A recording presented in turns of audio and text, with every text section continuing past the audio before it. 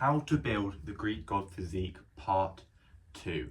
In this episode we're going to be focusing on the bicep. Now, why is the bicep such an important muscle when it comes to obtaining the Greek god physique? Whilst it only makes up around 20 to 30% of the muscle in your arm. Yes, your arm is predominantly made up of your tricep muscle, which is this big muscle that runs all the way down here, and your bicep only makes up this small portion at the front. So why is it more important than triceps when getting a Greek god physique? The answer to this is purely because of the aesthetic that it gives off. When you have big bulging biceps and they're poking through your top like this, and you can see them, you've got bicep veins, it's a very aesthetic muscle group, which is essentially what the Greek god physique is. It's the aesthetic dream muscular body.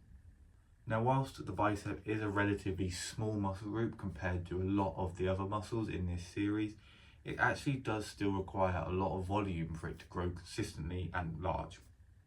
You want to aim for around 15 sets per week with the bicep. There are lots of different exercises you can do, but obviously a lot of them are just variants of the same movement, which is a curling movement.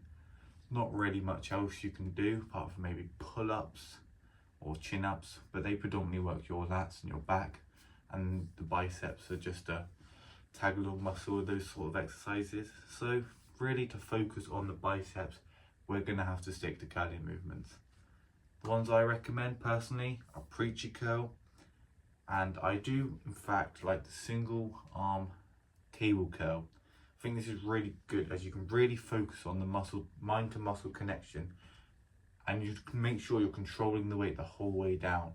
I think the cable element to this helps you actually on the way down as well. You can hold the load properly, whereas with a dumbbell you can sort of just let it drop, but with a cable you can really control it properly and get that full tension on the muscle. So 15 sets per week of doing these two exercises, obviously spread it out over multiple workouts.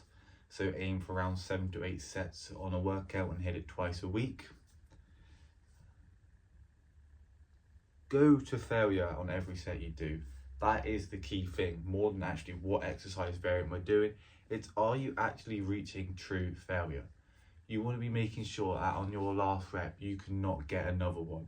Your muscles are shaking, you're like dying out, your mind's saying stop, stop, stop, but you just got to push through. That is true failure. Not when you start to feel tired. You're nowhere near failure at that point. You've got to be like shaking, you can barely get the weight up and you need to drop it completely as soon as you're done. That is true failure, not when you just start to feel tired. As true failure is where you can cause the most micro tears, which is how muscle growth actually occurs. We want to cause those micro tears in our muscles so protein synthesis can occur while we're asleep, which is the process of building and repairing muscle. So that's part 1 and part 2 covered, which is the lats and the bicep.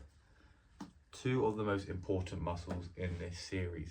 They're really going to give you that V-taper look where you sort of go out like that from the waist upwards, which essentially is what the Greek god physique is. So if you like this episode, go make sure you check out the first episode of the series, like and subscribe so you can catch the next episodes, and I'll see you guys in the next one.